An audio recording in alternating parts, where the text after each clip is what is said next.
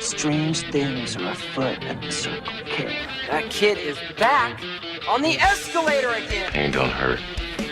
Is my boomstick! Game over, man. Game over. Welcome to the Bargain Bin. He's your host, Ben Mason. He is your co-host, Sandra Luketic. And today we're talking 1996's Jingle All the Way. You can't really spoil this movie. It's a paint by numbers plot. So what I'm going to have to ask you is, since this is your pick, Yep. Why Jingle All the Way? Why not Jingle All the Way? We'll get into that. It's almost Christmas. Yes. And you made me do Biodome. Okay. Fair enough. I get you now. I completely forgot about that. That makes perfect sense. How did you forget? It was so recent. I brought this on myself. Okay, what are your earliest memories about this movie? How did you discover it? It's Arnold. And same. As is well documented on our show, before all of my DVDs were stolen out of storage, my Arnold DVD collection was up to like 22, 23-ish or something like that. That's insane. I didn't have all of them. So this is just, this is the Christmas one, right? Yeah, fair enough. Oh, wow. You had many more Arnold movies than I do, and I have so many movies. That's crazy. Yeah, no, I had a whole bunch that at the time of purchasing them, I didn't know they existed. Like I had Raw Deal. That's a great movie. Yeah, but I didn't know it was a movie until I started collecting them. And I went into the store and I'm like, well, here's one. And I think there was one called like Red Heat. Yeah, with Jim Belushi. Which was not good. What are you talking about? That movie is fantastic. Was it Red Heat or Raw Deal that was not good? Raw Deal is a weird one. He's an undercover cop going into the mob. Red Heat, he's a Russian police officer who follows a criminal to America, where he teams up with American, like Chicago cop James Belushi. Okay, it was Raw Deal. I remember one of the two, and I don't remember which one had like none of the Arnold one-liners that made him popular in the 80s. Raw Deal. And I was just watching it, and I'm like, all right, well, do the thing. Do the thing. And it never happened. No.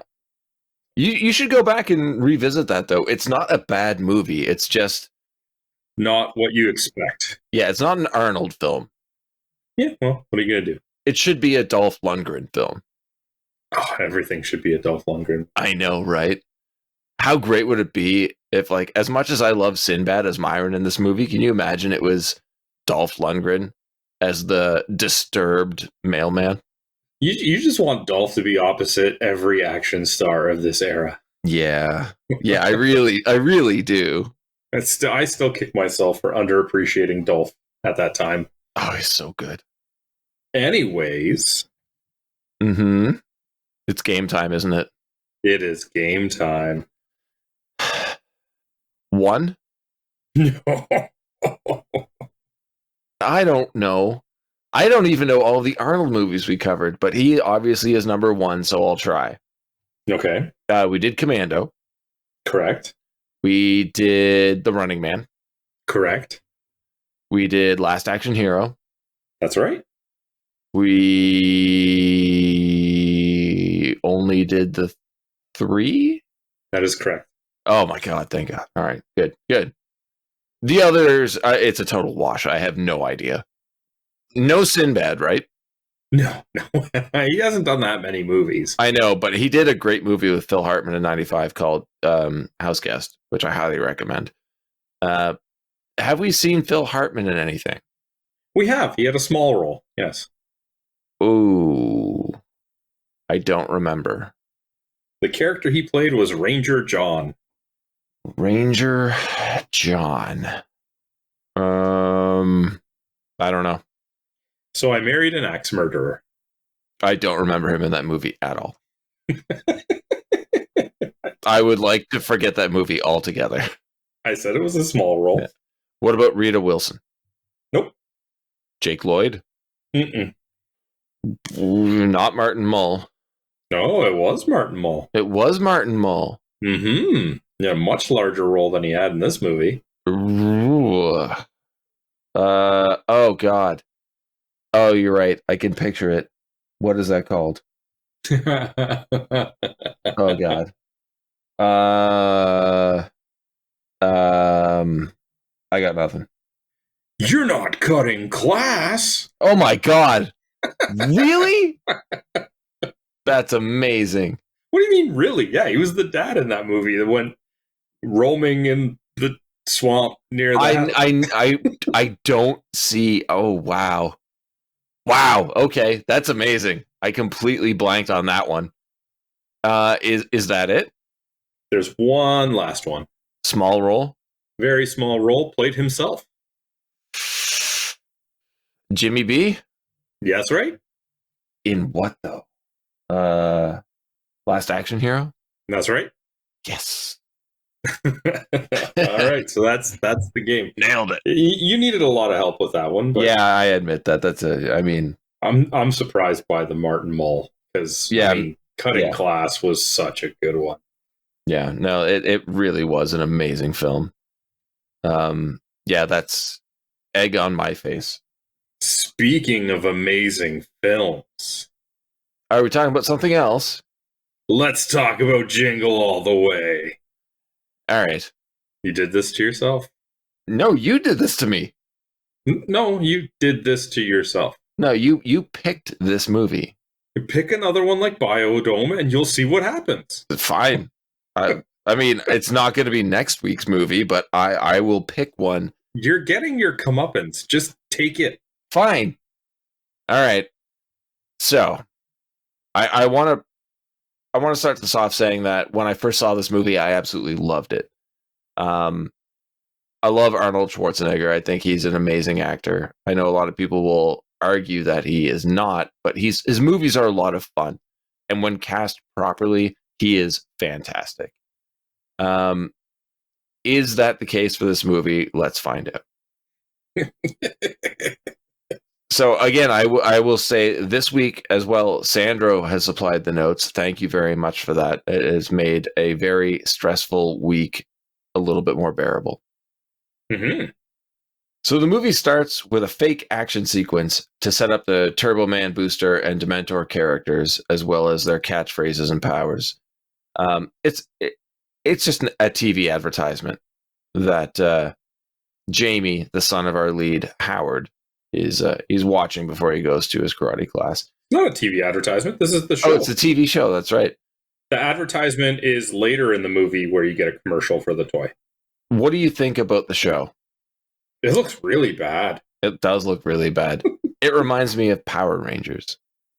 Oh, no, yeah, it's much worse. No, Power Rangers is terrible. Maybe more like an Ultraman. Okay, fair enough. That's a good comparison. One thing I can say, the only thing I have to say about this is that I love how Turbo Man just slaps the evil mini Power Rangers. Just slaps them.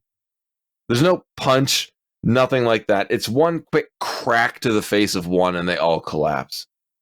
Sounds about right. It's super campy and it sets up, I would say, the tone for the rest of the movie. Talking about tone for the rest of the movie, tone for the rest of this episode. We had an Ultraman reference. Yeah, true. You know this is going to be a classic. I think if anybody other than Arnold was cast in this role, it might be a better movie. I don't think he's a campy enough actor, at least intentionally campy, for this to work as a whole. I think he is. Okay. And it's a favorite of many people, which... I'm not defending this. What I'm saying is he's campy enough. I don't think this is the right role for him. Okay. Campy or not. Okay. All right. We're on the same page there then. Sorry, I misunderstood. This character doesn't fit him. No. Liz Langston, played by Rita Wilson, the amazing Rita Wilson, shows up to let us know that her husband Howard is constantly working and letting their son Jamie down, but he will be there this time. Cut to a Christmas party work office Christmas party, as it's required for all holiday movies. And Howard, I feel like we just referenced this. yeah, basically. I called it in the last episode. Every holiday movie gotta have a Christmas party. Totally. Howard's vice is that he's a workaholic.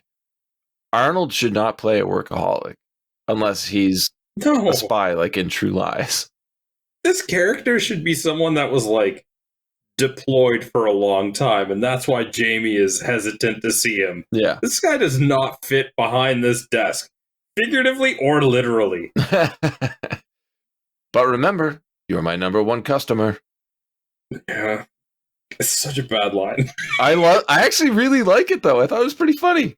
His delivery of it is great because he can Yeah. barely get the words out, but it's such a bad line. Even like it's so programmed in his brain to say it, he says it to his wife when she calls. He says it to Liz. Which is the best part of Yeah. that line. As he leaves, because he means well but is a workaholic, he actually hits traffic because who could have thought that would have happened? Yeah, it wasn't an empty highway where he lied about traffic. Yeah. Cut to the karate class, and we meet Ted, played by the amazing Phil Hartman, who seems to be very desired by all the mothers in the crowd. And they actually do a really good job, as you say here, of subtly setting him up as a creep. Yeah, there's a lot of suggestion that their desires are met. Yes. Let's say it that way, I guess. I wouldn't say that's the case here because he actually looks uncomfortable.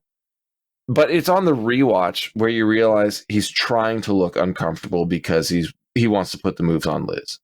I don't know about trying. I think trying, maybe this is semantics, is the wrong word. Okay. I think he's just uncomfortable because he wants to hide it from Liz. Mm. Not that he's pretending to be uncomfortable, but that he's uncomfortable for a different reason. That could be the case, but I find it really hard to believe that she wouldn't have picked up on this since they lived in the same small, suburban neighborhood. But yeah, she's not a moron. No, she's the smartest character in the film, except for the very end, which boggles my mind. Trying to skip to the end already? No. Got a long way to go, dude. You think so? Howard decides that he should ride the shoulder in order to make it to the karate class in time, but is pulled over by the police. Inadvertently insulting the officer, this causes his detainment to be extended by sobriety test. The cop's an asshole. Yeah. Straight up. Yeah. But get used to him. Yeah, I love how we keep reintroducing him or shoving him into scenes, shoehorning him into scenes, I guess, because he really doesn't need to be in the rest of this movie, but it's a pretty fun callback that has given me a few laughs for this film. Yeah, as long as you do it right, and I think in this case they did, because a lot of the situations we see him in, they're kind of justified. It's not shoehorned in there. It feels like it at first, but eventually the payoff is so good that you don't care. Okay. I think that's the case for me anyway. I'll take it. Jamie gets his purple belt and longingly looks at the door to let us know that Howard isn't there. Well, yeah, we have to set Howard up as an embarrassing father figure. We know he's not there. We just saw him doing the sobriety test. It's a must-have for family Christmas comedy dramas. Well, comedy, I guess. It's the same thing in Liar Liar. It doesn't have to be Christmas. It's just anytime you have a comedy involving that absent parent and a child, we need to see that the child acknowledges the fact that their father's not around. As a viewer, we get it. They don't need to show us. It just feels like it's mandatory. A lot of similarities to this in Liar Liar. A lot. Cut to Howard not making it as he runs into a jump being cleaned by the janitors. Fine. Jump. That's what you have written. It's a gym being cleaned by the janitors. Yes. I was curious. And why does he still think he would have made it? I have no idea. There's no way he would have made it if there was no traffic. Yeah. So if it's, say, a 7 o'clock karate class and I'm pulling in at 9 o'clock, I'm just going home. I know they're not still there. Well, he does go home, only to find Ted on the roof setting up the Christmas lights. I really, really wanted to see Howard beat the shit out of Ted. Seriously beat the shit out of Ted. It's a kid's movie. It's not going to happen. I know, but if that was like the post-credit scene, out of context altogether, that would be funny. Just post credits, it cuts to him just beating the crap out of him behind the house. Yeah, or like behind the hedge, you just see Ted's feet in the air and like Howard's arm coming up over the hedge and just listening to it crack him in the face. Yeah, well, it'd be funny. Again, it's not this kind of movie. I know the kids wouldn't be paying attention this late into the film, but it would be a really fun joke for the parents. Liz tells Howard to explain his tardiness to Chami. I love how you type Chami, Chami. I sprinkled it in there multiple times. I know. That word's trying to get me to edit it.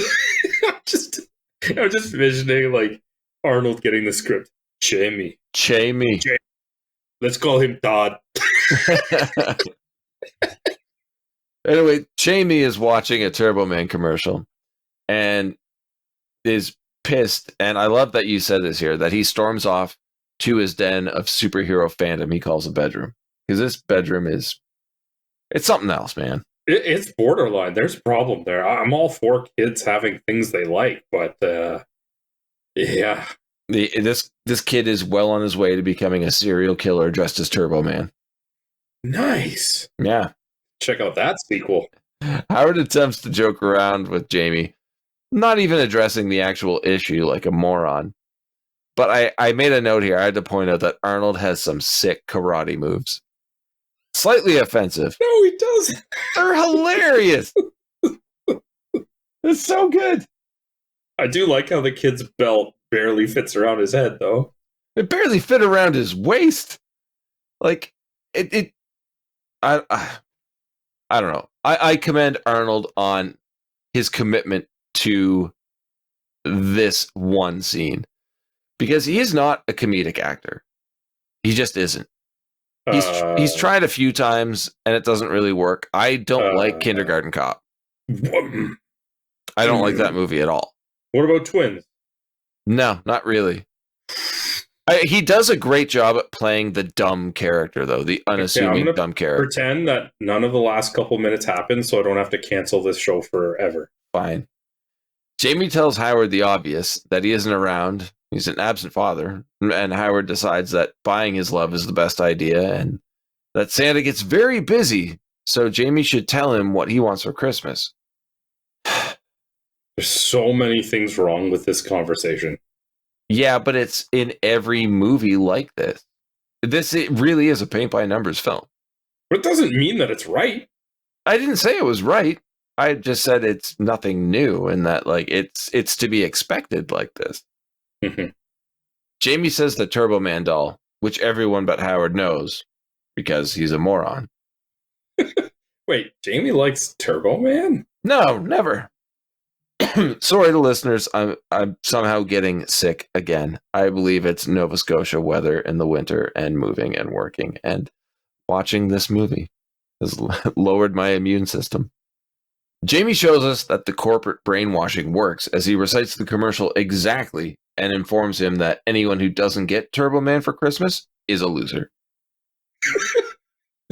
This scene really bothered me. Why? I know it's paint by numbers, but like, if I heard this kid reciting this commercial, I'd be like, we're going to get you something different. Accessories sold separately, batteries not included. I'd be like, you can't watch Turbo Man anymore, dude. I don't know, man. This has been going on long before I was a kid. I remember stuff like this a lot. I don't need you joining some sort of Turbo Man cult, all right? Just stop. Okay. I mean, it's basically G.I. Joe and He-Man and all that shit all over again, right? Like, it is timeless. Yeah, if they were your, like, almighty rulers and overlords. They are. Oh, not mine. All right, TMNT fan. X-Men. Yeah, fan, not slave. Okay. There's a difference. Sure. Wait until everyone finds out you have a giant Raphael head tattoo on your chest. Body pillow. What? I mean... Later, Howard tells Liz how great things went after promises of buying love, and she questions the ever-reliable Howard if he remembered to get the doll, which he lies and says he has. She asked him to get it. Was it months ago or weeks ago? Weeks ago. This is why I find it hilarious that in the conversation with Jamie, when he says that that's what he wants, this doesn't like set Howard off at that point. Like, oh, right. No, he's an idiot. He's a complete moron. It's like you were acting as if you didn't know he wanted this toy, but clearly there was a conversation before where Liz told you to go buy the toy. Yeah. Well, the next day, Christmas Eve, Howard lies and says that he left the doll at the office and takes off. But before he leaves, Jamie points out that Howard can't miss the parade that he misses every year and seems to have settled into it. I found this really dumb. Really, really dumb. It's like, we go every year, except for last year and the year before. Yeah. You're like, well, okay. You can't miss it, but I guess you miss it all the time, so it's okay. Ted is being pulled around the lawn by a reindeer as Howard heads to the car. Where do you get a reindeer? Which I didn't write down, but I believe later they say that the deer's named Ted. I missed that completely. Yeah, because there's a line later when Howard calls home and asks Jamie what Liz is doing, and he says she's next door petting Ted, but he's referring to the reindeer. Interesting. Does he say where he gets the reindeer from? Because I missed that, if that's the case. Pet store? Canada? There's caribou, right? The reindeer snaps at Howard, and as he's leaving, Ted asks where he's headed. When Howard says he's getting Turbo Man, Ted plants a seed for later, saying that he got one months ago and it is securely under his tree. Howard asks for the store's opening hours, because he's outside a toy store, because he apparently can't read the sign, which, yeah, I mean, I rip on people for that all the time. It's right under his nose. I know. Just look. It's a big nose, though. And we finally meet Sinbad's character, Myron. Yay! Thoughts on Myron? I love Myron. I love Myron, too. I get that he is just, like, turned up to 11. Oh, yeah. But he's a great character. Whatever happened to Sinbad? He did a reality show, I think. Oh, really? Oh, no. I think. Yeah, I don't know. I used to watch some family sitcom that he was on back in the day. He's great in movies. Sinbad always manages to make me laugh. I don't know what it is. Expressions, delivery, being properly cast, unlike most people in this movie. He's great. So Myron just starts complaining about all the work mail carriers, I guess, have at this time of the year, and Howard wants none of it. Turtle Man. I love that you wrote that in these notes. But that's actually what he says. Myron says that Turtle Man is a plan by the corporate suits to brainwash kids into wanting them. A plan that's working. It is working, but he's right. It's Cabbage Patch Kids all over again, man. And no one seems to mind that, like, during his rant, he gets so carried away that he starts choking a woman. Yeah, nobody reacts to this. Nobody, except for the woman. She's terrified. Can you blame her? His crazed rant is absolutely amazing, though, and justified. So many of his rants in this movie are phenomenal. And I don't think anyone could do it as well as he did. It's perfect. Every rant he does in this movie is perfect. You have written here, of course the Turbo Man dolls are all sold out, and when they ask about them, the employees at the toy store laugh openly at them, and even have other shoppers laughing as well.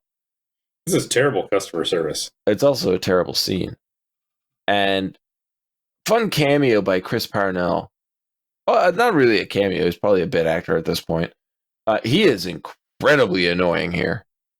Yep. Probably the most annoying character in the film. I got blamed for ruining Christmas a million times when I worked at EB Games.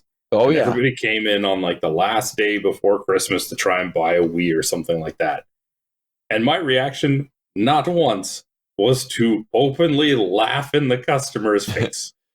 I mean, how great would that be, though? I mean, if I owned my own store, that would have been the reaction. But These guys do not own this store. Okay. Sidebar on this one here. Today, I work at a record store. Today, there was a customer in who was asking for directions to another location. And I told him exactly where it was. He's like, "Oh, is that the spot when you go past the bridge that goes over the water?" I was like, "Don't most of them?" And he looked at me so confused, didn't get the joke whatsoever. So I had to reiterate, yes, that's the spot. No, okay. Well, I'm glad we sorted that out. Everybody around me, they're like covering their mouths, trying not to laugh out loud. And I look like the asshole. But anyway, moving on. More assault here as Howard grabs both employees by their collars. I guess it's supposed to be funny. I mean, they kind of had it coming to them. Did they, though? They openly laughed in his face. Yeah, but you have to understand the stress of retail employees. As annoying as they are at Christmas, you're lucky they don't stab you. Again, I worked retail many years, selling many different things during Christmas. My reaction was never to laugh in someone's face. But you stab them, right? On a daily basis, really. Exactly. So yeah, they're intimidated into telling Howard that the last one left with a lady who had it on layaway. Myron smacks Howard into a display of toys with his mailbag, so Howard uses a remote control car to trip him. I don't like any of this. Well, except for smacking Howard. That was pretty good. This is exactly what you expect in this movie, though. You're kind of wondering why this didn't start earlier already. I know. Trust me, I know. Howard finds a lady outside he thinks has the doll and offers her 3 times what she paid for her bag without actually looking inside, only later finding out that it was Booster. Who was this lady? What do you mean, who was she? The actor. I don't know, you tell me. Yeardley Smith. Lisa Simpson. Yes. I can never hear her voice and not think Lisa Simpson. It was such a weird bit role for her to be in, too. This is a paycheck. Yeah, I know. And I'm not, no, it's not a dig. I really enjoyed it. It was just a weird role to throw her into. But Howard throws Booster in the garbage because why would he possibly give his kid 2 toys? Yeah, we don't know that he has a booster. If he did succeed in this venture to find Turbo Man, how much cooler would he look if he had both toys? Why does everyone hate Booster? Why do you hate Cyclops and Leonardo? I don't know. Booster is not Cyclops or Leonardo. Booster is like Battle Cat. And you're telling me that if you wanted the toy and you got the Battle Cat with it, you'd be like, oh, this is awful. Yeah. Yeah. All right. He sees the right lady drive by and runs after her in a clearly well thought out plan. Now, imagine in her attempt to get away, she rear ends a car. You know Howard is smashing out that window and stealing the doll. Oh, that would make such a better movie. Yeah. Then the rest of the movie, he's running away from like the mafia because that was like a mafia wife or something. Yeah. Montage of Howard going from store to store looking for Turbo Man, being laughed at and offered the other characters in the roster. In a clear sign of going unhinged, he has a fight with the Turbo Man display cutout, and he beats the shit out of that cardboard. But it bounces back and gets one on him. It's true. Back home, Jamie and Ted's kid Johnny are playing in the living room while Ted hits on Liz, which is recurring throughout the film, and honestly, again, something you have to expect here. It's a little uncomfortable. He's bad at this. Yeah. He tells her to go take a shower while he finishes the cookies she was making, and he'll watch the boys. 10-1 odds there is a camera in that shower. He was way too eager to tell her to go. Which is weird because it's her house. So? He would have had to put the camera there, I guess, yeah. Ted answers the phone when Howard calls, and Howard freaks out at Ted for eating the cookies. I think this is a line that anybody who's seen this movie is well aware of. Yeah. I mean, I'm rolling my eyes and waiting for the whole thing to end at this point. Myron bumps into Howard after he gets off the phone and suggests that they work together. It really is a weird pairing, but I'm down for it. Howard turns him down, and of course, Myron plays the race card for a moment until someone runs by yelling about a late delivery of Turbo Man dolls to Toyland, hops in a cab or another car and drives off. As they try to make it to the store, Howard backs into the bike of the police officer from earlier, and yeah, now we're getting more of this police officer who just gets more and more fucked up along the way.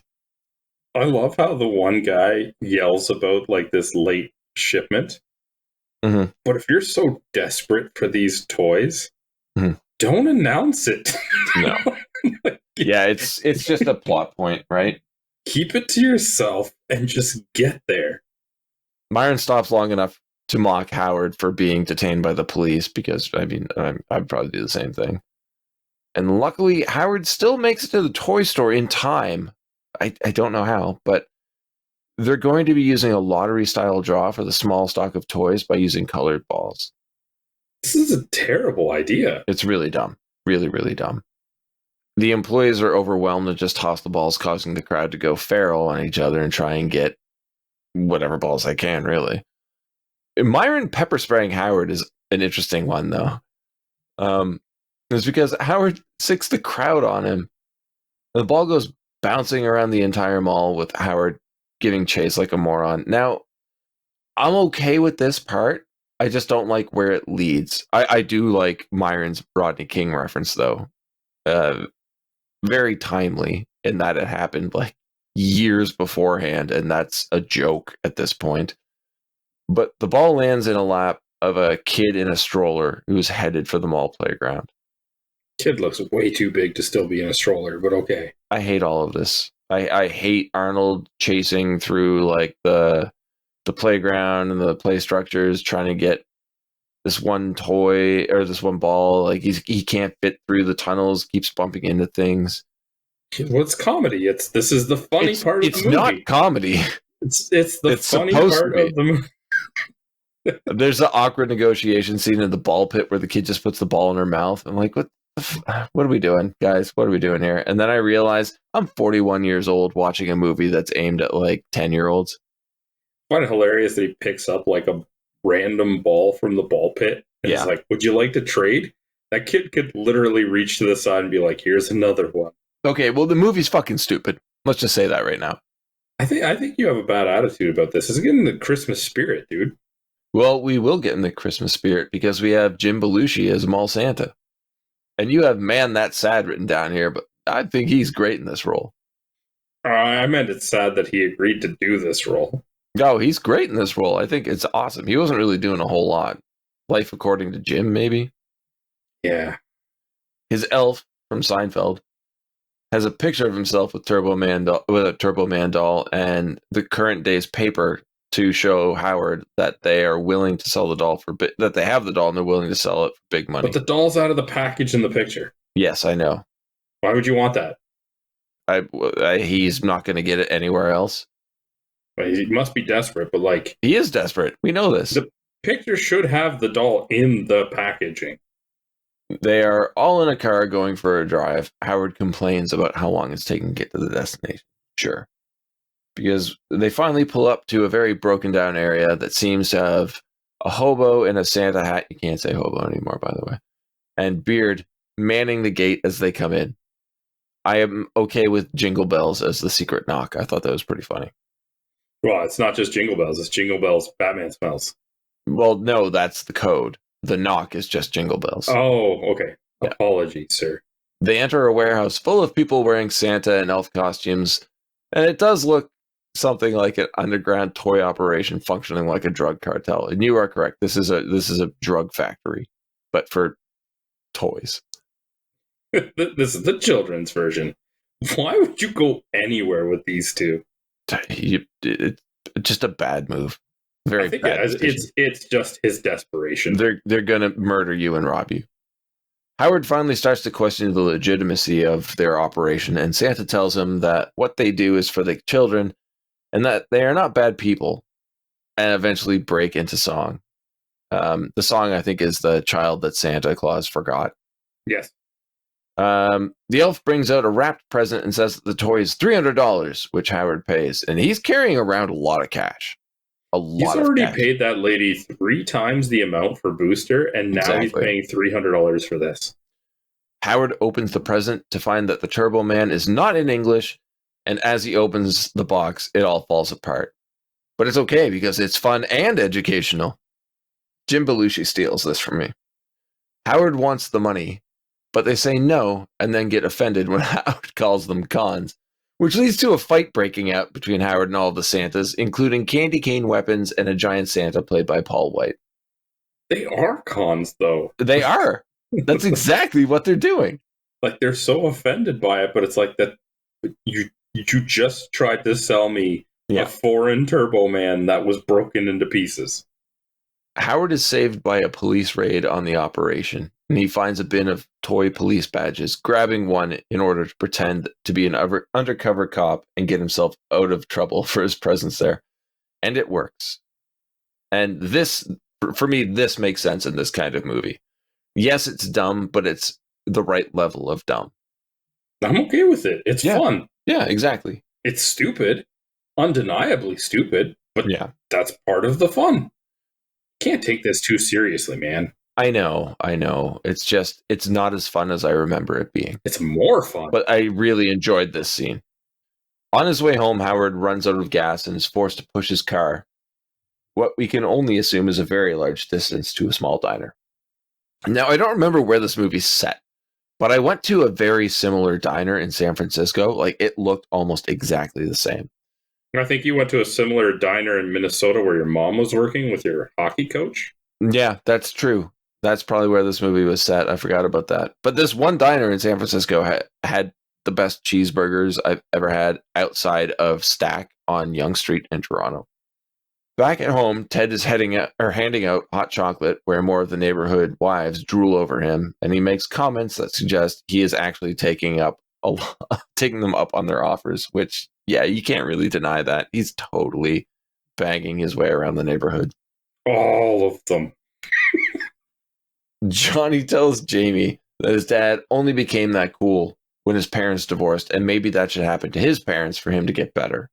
It's a weird mentality. That kid's broken. What a wholesome conversation between two children. Jamie leaves and happens to get into the house in time to answer Howard's phone call, and despite his pleas, Jamie just will not get Liz for the phone.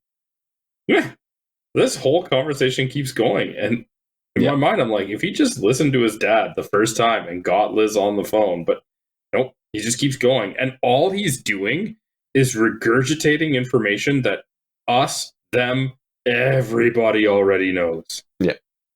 Howard crosses the line by talking down about Turbo Man, and Jamie, there you go again, loses it and hangs up. So Howard sits down at the counter and orders a coffee, only to hear Myron's voice. And I agree with you here. Somehow Howard didn't see Myron, despite the fact that he is the only other person in the diner except for the worker. Literally the only one, and he's not far away from where Howard sits down. They have a sort of bonding moment over booze, spiked coffee, and trade stories about the parenting successes and failures. And here I'm actually impressed by the chemistry. It's a really good scene. I'm enjoying it. Myron tells Howard about the gun he wanted as a kid, that his parents were perhaps right in not getting for him, as he is clearly not right in the head. But again, playing to how much commercials resonate with us. Like, I remember a lot of the Masters of the Universe commercials I saw as a kid, and yeah, they stick with you, man. They know how to get into kids' minds. It's crazy. So Howard's put off by the possibility that Jamie becomes a mailman in his future, absolutely having to look down at government workers with a steady job. But they hear a radio contest for a Turbo Man doll if they can name all eight of Santa's reindeer, and the truce is once again over. And I like them more as enemies than friends. I think you do too. I actually like the back and forth. Yeah. Okay. That's cool. I mean, we don't really see that often. Howard gets through on the line, but Myron yanks the cord out of the phone. The diner worker says the radio station is only a few blocks away, and they head there on foot. And I do like the fact that you have written here, Sinbad is not in shape and resorts to trying to lighten his bag by tossing packages at Howard. My note is, just drop the fucking bag. Well, no, he's got to deliver some of it. Some of it, not all of it. Who cares? If you're not going to deliver all of it, just drop it and say you were robbed. I don't know. Why does he have a mailbag? I don't think he's working on Christmas Eve. I don't know. You're asking too many questions, dude. Howard breaks into the radio station and somehow thinks that's how the contest works. And yeah, here we get Martin Mull. He's so good. Myron finally catches up and threatens them with a random package saying that it's a mail bomb. And then we get another amazing rant by him. And he drops the package and we find out that's just a jewelry box. Now, I have a note here saying, can you imagine that it actually was a bomb and it explodes and kills Howard? What a great twist to this movie. Nobody would see that coming. The better twist would be if Martin Mull did have a Turbo Man in the office. Yeah. And the bomb blew up the Turbo Man. I don't think that's a better twist. I think Howard dying by mail bomb for Myron is better. That's a very, very inappropriate thought, dude. That's pretty good. The DJ tells them the radio station doesn't have an actual doll, but a gift certificate. And the police finally arrive based on the DJ's call when they first got into the station. So it's our police officer again. They capture the two of them, and Myron attempts the same mail bomb con. He puts the package down and just leaves in the elevator. I have a major problem with this. As soon as he put that package down, you can grab him. He's no longer got it in his possession. Exactly. But it is a bomb. It explodes. Yeah, you're talking about Howard dying, but this bomb explodes in the police officer's hands, and he just gets like the cartoon like soot, and singe. The idea is hilarious. The execution is incredibly insulting. It's too cartoony for a movie that, yes, was ridiculous, but not cartoony. Yeah, exactly. Howard's car has been dismantled, and as he's driving home with the tow truck driver, he's getting tips on how to confess to Liz that he actually messed up. Again, paint by numbers. Howard's last straw is seeing Ted put the star on the tree, which is his tradition, and heads over to his house in order to steal his Turbo Man doll. Oh, that's what they were leading up to. Oh, very clever. Yeah. I don't think clever is the right term. This movie is genius. Okay. As Ted and Liz are listening to carolers, Howard has a change of heart and decides that the toy should go back, but is interrupted by the reindeer that hates him. And this is fucking so stupid. I want none of this. Who enjoys carolers that much? Nobody. No one. It's like people going door to door begging. That sounds harsh, but that's what it is. I'm not even saying people don't enjoy carolers, but like Ted is enamored with them. He's a ridiculous character. He's completely unrealistic in a movie that's even more unrealistic. So I don't even know. I'm accepting things at this point. In the ensuing chase, decorations getting knocked over, which ultimately catch fire, and Howard kicks through the window towards the singers. Ted and Liz come in to catch Howard in the act of stealing the Turbo Man doll, which he denies. It's an awkward one, but again, we know exactly where this movie's going now. She's going to leave him and end up with Ted. 100%. Liz has had enough of Howard's excuses and asks Ted to take them to the parade instead. And the reindeer makes a reappearance, and Arnold knocks the Christmas spirit right out of it. I have a note here just saying that it's very much a throwback to Conan punching the camel. Which he does in both movies. Yeah. Howard's drinking his sorrows away with the reindeer and sees the drawing Jamie made of him and Liz in the clubhouse. It's now a full-on family film. It feels like it was trying to like straddle a line between kids film and adult film, kind of like Shrek had some really good adult jokes, but it was a kids movie. And now we're going full on like this is just a kids family film. This is a kids family film from the start, dude. Debatable. I mean, mail bombs. Yeah. Adultery. Yeah. I don't know. Gotta learn eventually. We see the parade in full effect, and two news commentators who no one cares about. Agreed.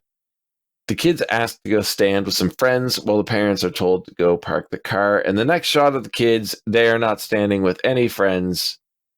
I mean, it's a weird scene made only weirder by when they're like, Cat in the Hat, and give a high five. Who the fuck cares? Who cares about the Cat in the Hat? Dude, you're heartless. What, you like Cat in the Hat? Who doesn't love Cat in the Hat? Me. You're heartless. No, it's a boring, dumb character. The cab Howard is stuck in traffic with a cabbie who is way too excited for Turbo Man being at the parade. Accurate. I hear Turbo Man's going to be there. Why do you care, old man?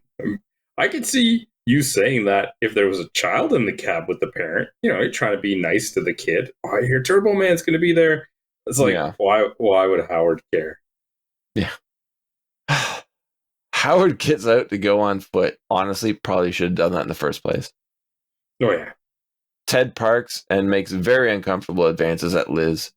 Howard spots them with murder eyes, but of course bumps into the reoccurring police officer. I honestly, at this point now, every time I see this cop, I'm like, okay, maybe we'll get something funny. You recovered pretty well from that bomb. He really did. You just need to wash your hair. You're fine. Liz stands up for herself by hitting Ted with a thermos of eggnog. Fleeing from the police officer, Howard finds himself ducking into a parade staging building, where the workers there mistake him for someone else and start suiting him up while throwing cautionary instructions at him and discussing the accident that led to him filling in, which was pretty good. Yeah. Because they're just flying through what happened. Like, don't do this, this is what happened, don't do this, you're good to go, let's go. There's even one, I can't remember, where he's like, we think that's all worked out? I can't remember exactly what it was. Yeah, it's great. Just that lack of assurance. The actor who does this very small role does a great job with the delivery on this. Probably the best in the film, I would say. Other than Myron's rants. Okay. I would say so. So we get a POV perspective where we see that Booger is playing Booster, and I didn't know who Booger was, so I had to look it up, and I realized I haven't seen Revenge of the Nerds in a long time. That hurts, dude. Sorry, I'll have to revisit it soon. You have next. What a surprise! He's being dressed up as Turbo Man. Yeah. Why even try to make this a secret? I don't know. The commentators say that the Turbo Man will momentarily pick a kid from the audience to give a special edition Turbo Man doll to. The special edition of it is that it's not in the package. Yeah. Problems, man. Like, Howard in this movie forgets the name of the character, but knows all of his gestures. Well, they gave him a bit of a rundown and... Yeah, okay. Woke up some sleeper memories. And I love your next note. Okay. Someone, no idea who it could be, abducts the person dressed as Dementor. No, who could it be? I don't know. Turbo Man selects Jamie to get the doll, but of course, it does go as planned when Myron swoops in and threatens Jamie to give him the doll. It was Myron! Oh, man. Okay. Yeah. Oh, that was almost as good of a secret as Arnold being dressed up as Turbo Man. Yeah. It'd be hilarious if Jamie didn't make it to the parade. Pick a kid to give this toy to. Where's Todd? I mean, Jamie. When Jamie says, how do you know it was me? And Howard's like, well, you see, Jamie, and he gets cut off from finishing, I'm your father. I'm like, oh, fuck, this is Anakin taking notes. Because that's when we see him. Myron knocks out Booster, and the kids, filled with Christmas cheer, surround him and beat him up even more. I get not liking Booster, but literally running into the crowd of a parade to just lay the boots to him seems a little inappropriate. No way. Myron knocks Howard out with a fist that makes no sense in real life and grabs Jamie. Yeah, I didn't like this weird projecting chain fist thing. So is his hand in it? I don't know. I don't think so. It's just, this movie was really making me angry, dude. Same thing here. You have, why does Turbo Man have functional weapons for a parade? I don't know. I don't know. Does that not seem like a bad idea? Like, I get that there's, potential accidents. Yeah. They warned him about them. But you know how you don't have those accidents? Don't put that in there.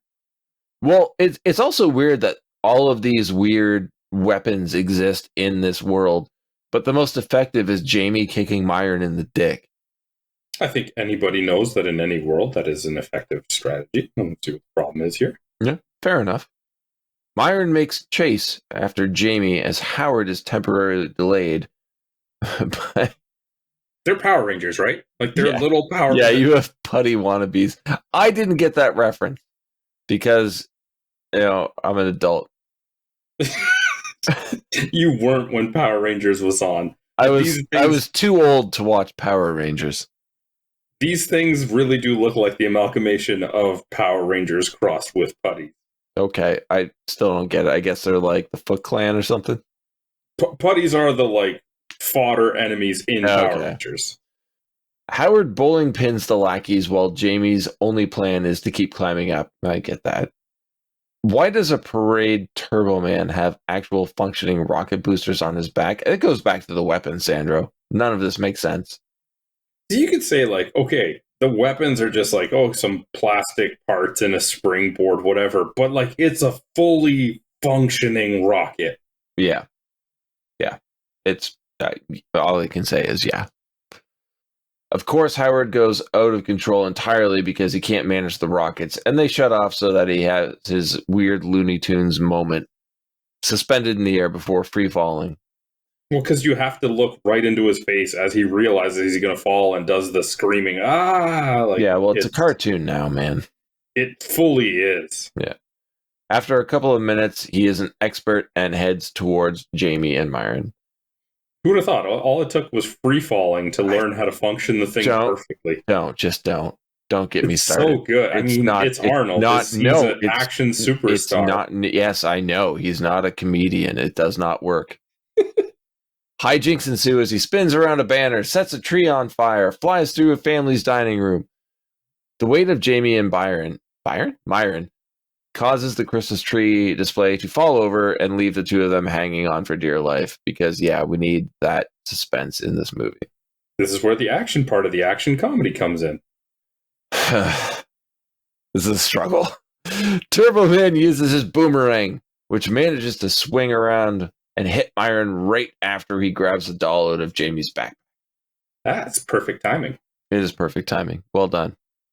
Howard catches Jamie as he is free falling because he lost his grip. Of course, you have to have that peril, or that threat of peril.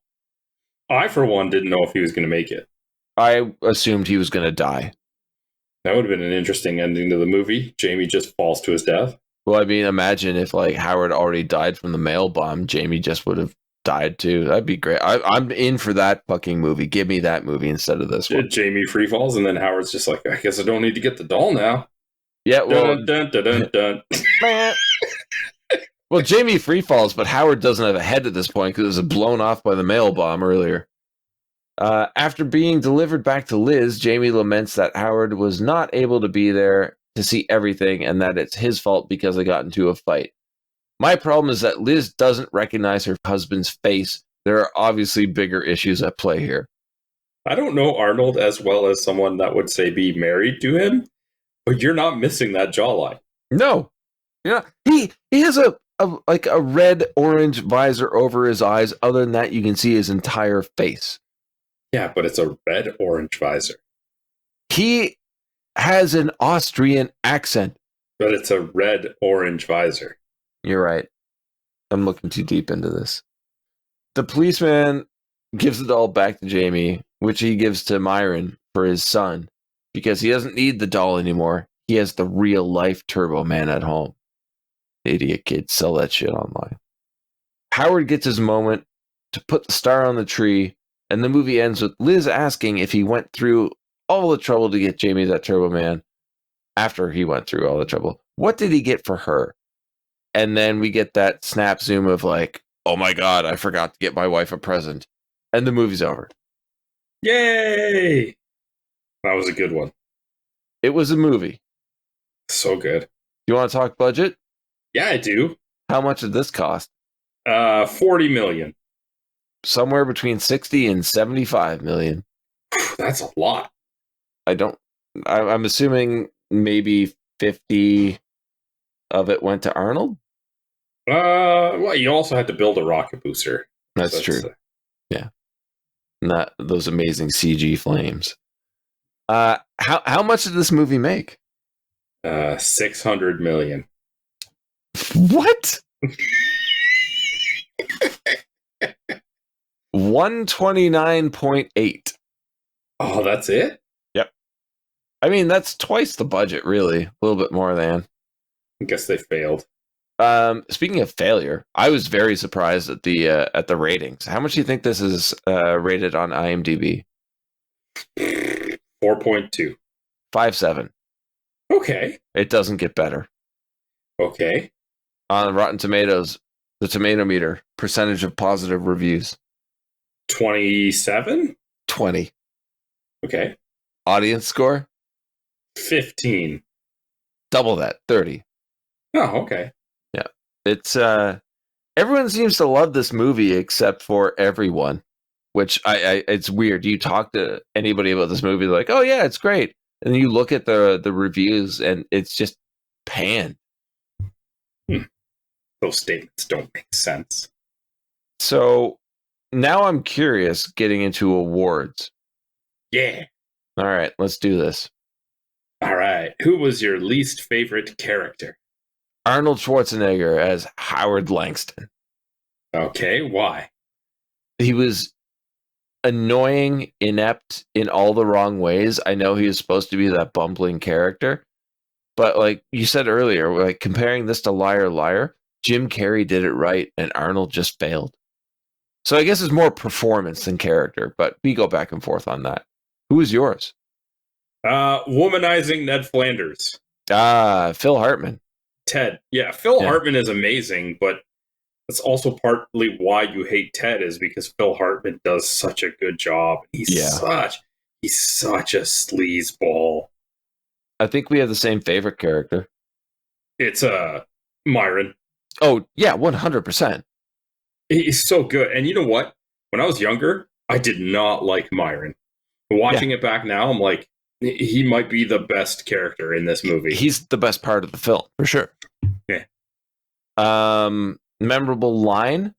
I didn't transcribe it because there's multiple and they're competing with each other. Like I can't pick a favorite. It's Myron's rants.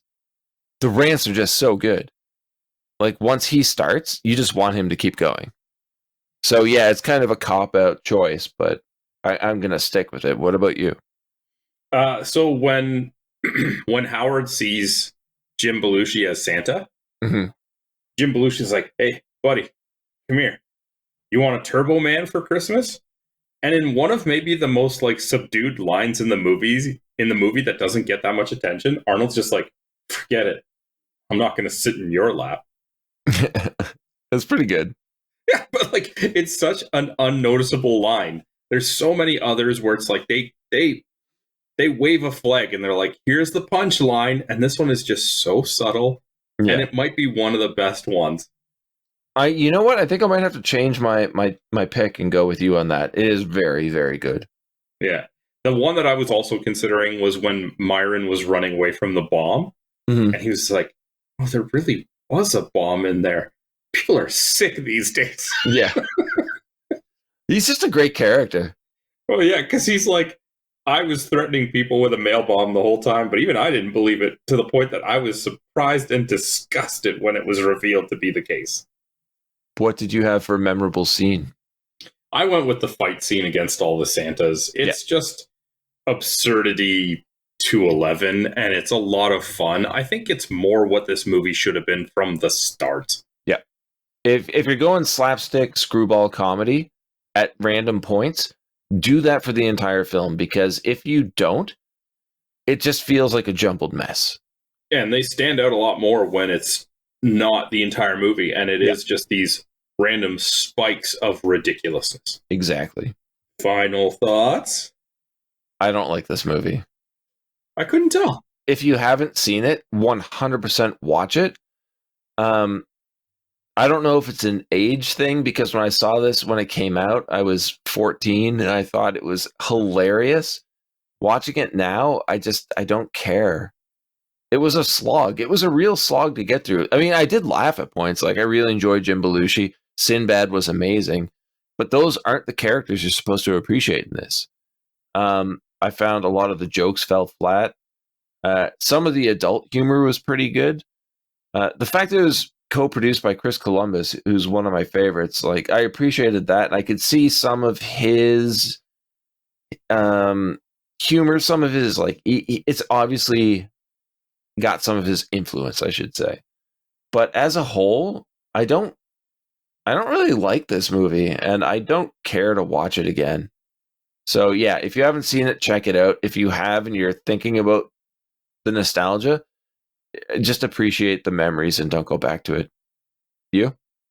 This is a great movie. Mm-hmm. I mean, it's a terrible movie, but it's great in its terribleness. Yeah. Like, this is absolutely the movie you think it is. For anybody who goes into it thinking that it's going to be something different, that's on you. Because this movie is Arnold, an 80s action star trying to do a family Christmas movie. And it's on you if you actually expected something different than what you got here. This movie is so much stupid fun. I mean, it's not for repeat viewings by any means. But like you said, if you haven't watched it, just put it on once and just turn your brain off. Yeah, that's fine. Interesting. I thought we would have differing opinions on this movie. I didn't expect them to be as different. I kind of thought you set yourself up for disappointment, but apparently not the case. I mean, it's better than Biodome. It is not. And I actually enjoyed it a lot more than the Santa Claus last week. No comment. Hey, you don't have to agree, but at least I had some stupid fun with this one. That's good. I'm glad you did. It is a movie that we definitely should have covered earlier. I'm glad we're doing it now. I'm very surprised at my take on this rewatch. So those are our thoughts on Jingle All the Way. I know this was a bit of a shorter episode, but it is the busy holiday season, and we wanted to make sure we got one out there. So if you guys want to get us a gift, like, subscribe, comment, help us out with that algorithm. You can catch us on social media. We are on Twitter at BS Bargain Bin. I am still calling it Twitter. Facebook.com/@BSBargainBin, BSBargainBin.com, and YouTube.com/@BSBargainBin. Ben. Yes. We're not taking a week off for the holidays. Nope. So next week might be another shorter episode, but that's because we're committed to our listeners. Mm-hmm. What movie are we covering? Well, it's a weird one because we're sandwiched in between Christmas and New Year's Eve. It is regarded by some as a Christmas film. Debatable, but I will agree with them on that. So next week, we will be covering 1984's Gremlins.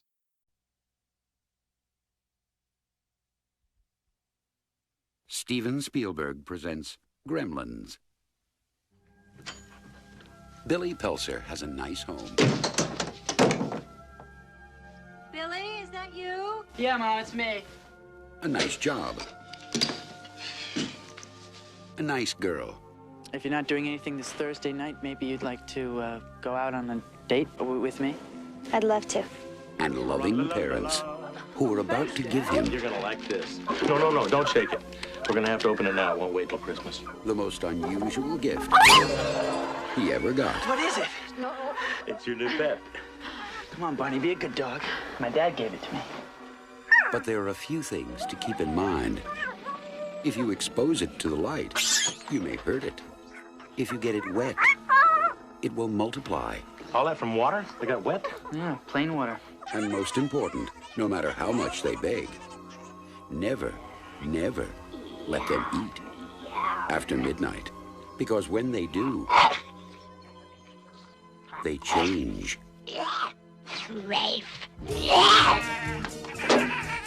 They become clever, mischievous, What's going on here? and dangerous. Gremlins, huh? Little monsters. Right. Hundreds of them. Well, I don't know, maybe thousands. They've been here too. Billy, what are these things? Where do they come from? Look, I know it sounds crazy, I know. But in a few hours, you're gonna have a major disaster on your hands.